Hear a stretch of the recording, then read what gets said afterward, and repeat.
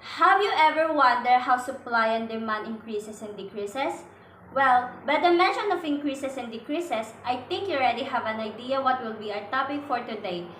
Good day everyone, my name is Angela Fepi Okay from ABM 11-1 and the topic I will be discussing today is proportion. So what is proportion? Proportion is the comparison between two or more ratios or rates. Proportion says that two ratios are equal. It also says here the proportion in valuing two or more ratios as in A over B equals C over D or A, B equals CD, where the first and fourth terms A and D are the extremes while the second and third terms B and C are the means. Just like what you see here in the PPT, ayan yung extreme which is the orange and yung means, ito yung violet. It also says here that the product of the means is equal to the product of the extremes. So we have here the types of proportion, which is direct proportion, inverse proportion, and tripartite proportion. So first, we have direct proportion. What is direct proportion? Direct proportion is the relation between two quantities where the ratio of the two is equal to a constant value. When one quantity increases or decreases as the other quantity also increases or decreases, at the same ratio rate. Here are the first example.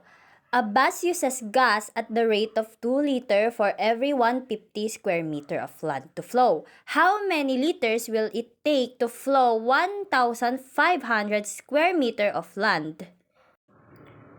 So, ito yung unang solution.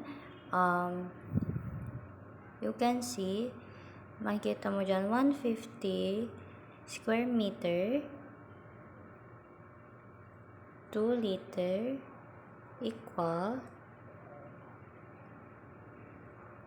1,500 square meter.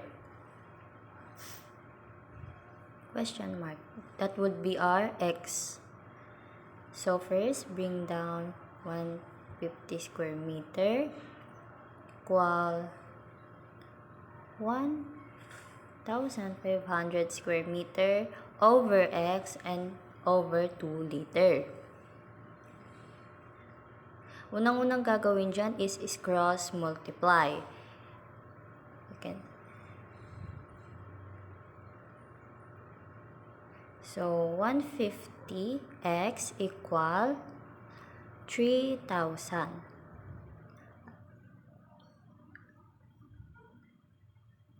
150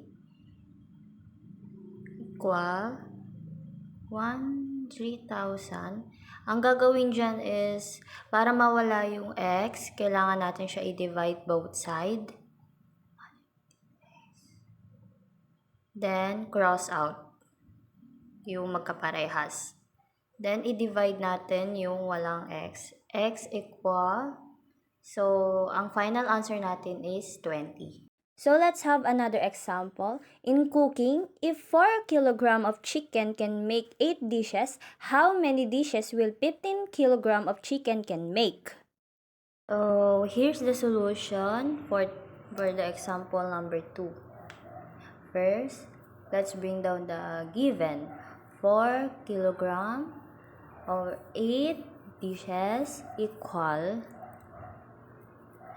15 kg x.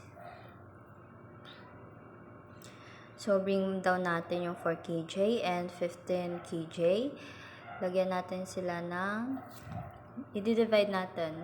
Yan. And, cross multiply, katulad lang din kanina.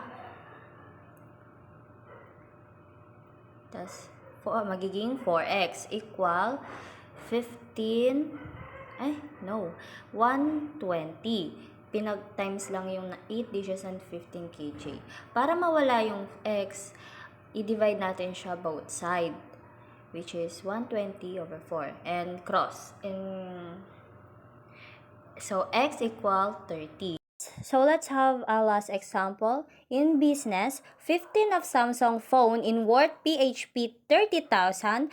How many phone would you get when you only have PHP 6000. So, katulad kanina, ilagay lang natin yung mga given. Ganun lang yung process niya. Ayan. Nakita nyo naman yung given. Sunod na step na gagawin natin is bring down natin siya kasi i-multiply natin siya.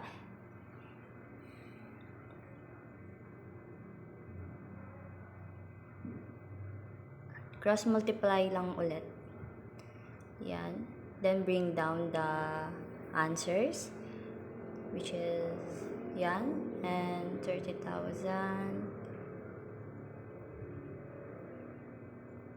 Para mawala yung x, kailangan nating mag-cross out. So, x is equal 3. So, let's have an exercise. Please answer this and I will give you time to answer this. Ang ginawa ko lang dyan, pinag-times ko lang silang lahat as in.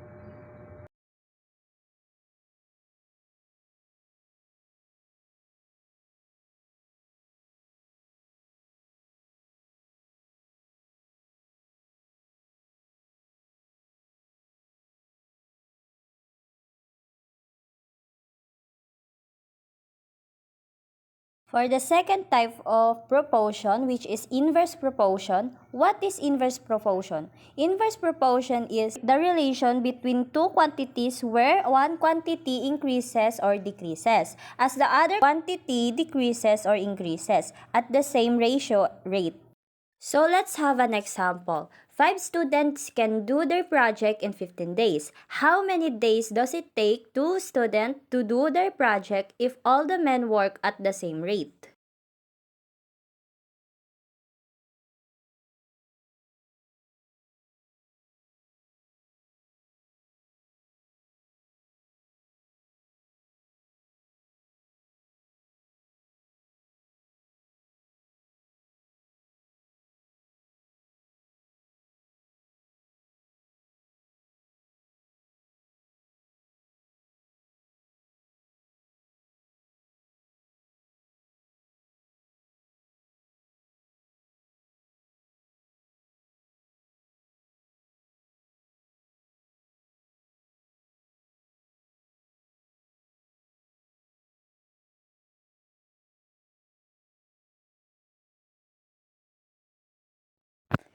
Let's have another example. In a party, the caterer had enough food for 200 participants for 8 days. How long would the food last if 30 more participants joined? So, solution, bring down the given. Katulad ng sinabi ko, parang parehas lang siya pero nakikita mo yung pinagkaiba nila. So, 30 packs is equal, ayan. So, bring down 100 packs. 200 packs times 8 days. Ita-times mo muna siya, 300 packs times x. So, ang lalabas siya is 208, ita-times mo lang yan, equal 30x. So, ang lumabas sa 200 times x is equal 1,600 and equal 30x.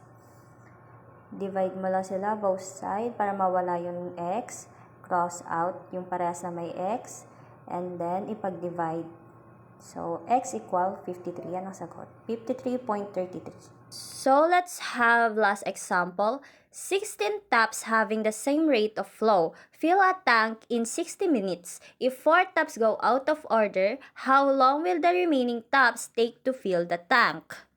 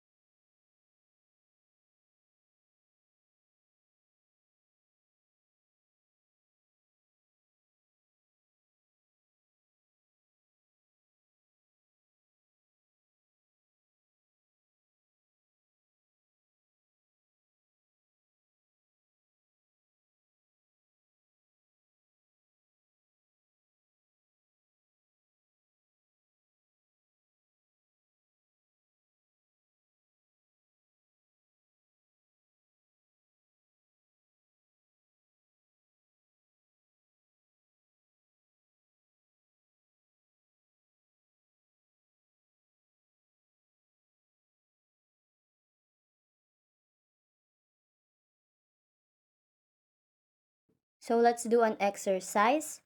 Answers these questions and I'll show you how to do it. I'll give you time to answer it. Dito naman sa inverse, parang same process lang din siya, pero makikita mo yung pinagkaiba nila. Yan, bring down the given.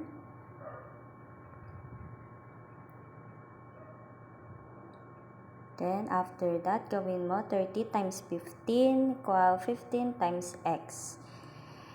So, ang gagawin mo lang is 450, 15x. Yan yung mga na-times mo. Then, bring down para mawala yung x. Then, cross out.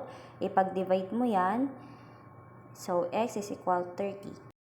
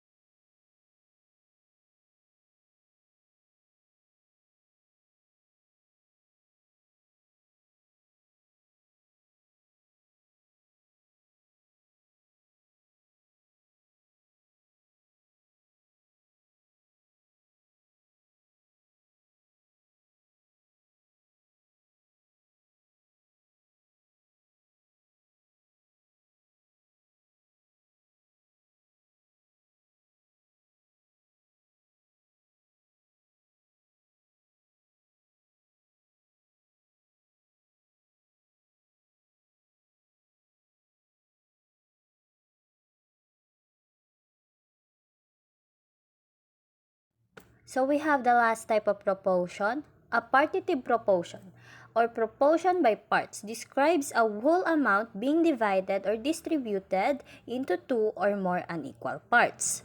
So we have an example here.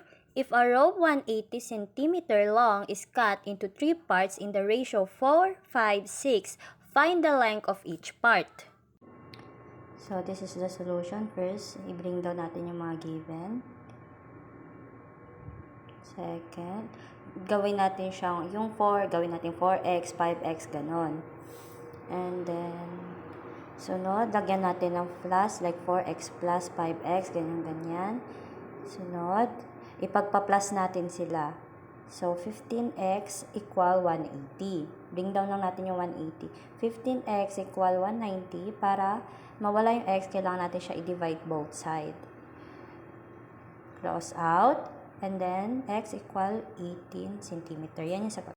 Sunod, kailangan natin gumawa ng by parts, like 4, 5, 6. Yung sagot natin dyan, ilipat natin 4 times 18, 5 times 18, 6 times 18.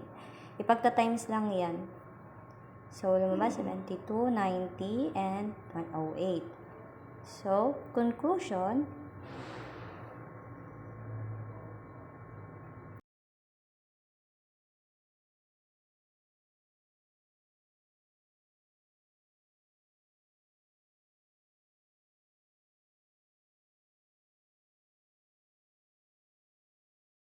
so let's have another example. The ratio of men and women in a class is 3:5.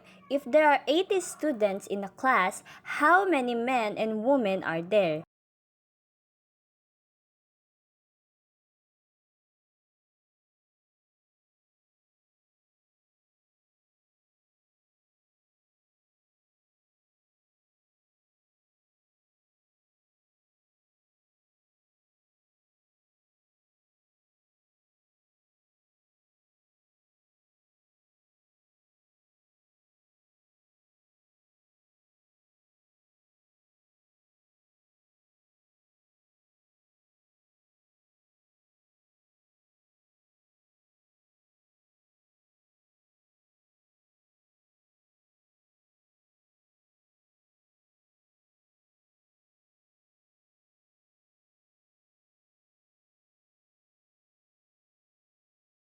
So let's have a last example. Miss Valeria divides his salary into savings, food, bills, and leisure with the ratio of 7:3 for 1 respectively.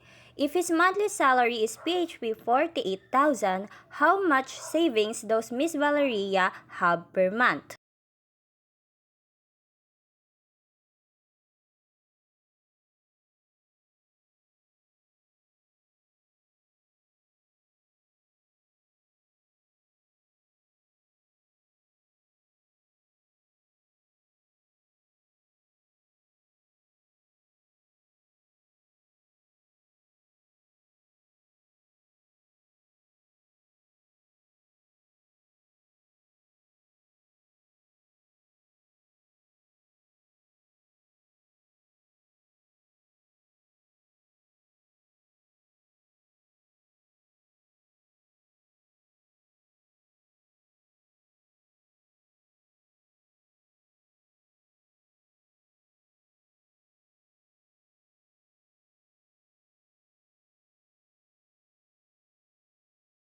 So again, let's have an exercise. Answers this question and I'll show you the answer. So katulad ng mga nauna, pinag-times ko lang din silang lahat. Like 4 times 15 and 5 times 15 and 6 times 15. So yan yung mga kinalabasan.